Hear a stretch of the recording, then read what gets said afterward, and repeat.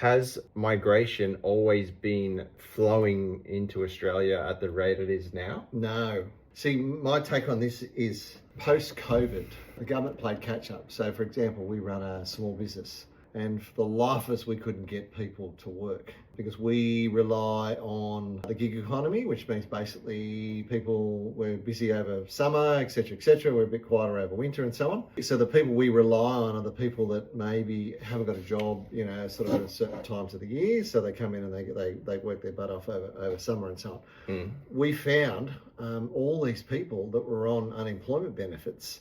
Centrelink were actually calling them and saying, "You've got to go get a job. And if you don't get a job, minimum 20 hours, we're going to cut your Centrelink." And they were just literally pushing. They were ringing and they were just literally pushing them into jobs because there was so many jobs out there. And then us as small business owners are basically screaming, saying, "This is ridiculous. We can't get staff." And we couldn't get staff anywhere. Yeah. We were struggling to get staff to do anything because everybody was basically taken up. So you were getting down to the long-term unemployed, which is basically 3 years and over that you haven't had a job. That's a long-term unemployed. So Centrelink were really pushing it. And so the government realised that because the Small Business Council approached them and said, "Listen, there's a big problem." So they started opening up the floodgates and all these people started coming in. And I don't know what the population growth in the last few years is, but it's hovering something like 500,000. Which is double what it was in 2019, right? Back probably say 2015 or thereabouts. I'm pretty certain we were talking about 150,000 a year. Oh, really? At the most. Holy shit. So, okay, 500,000 over 2 years is 250,000. So suddenly you need 100,000. But the other thing you need to remember, especially with property, is places like Queensland who went through a flood.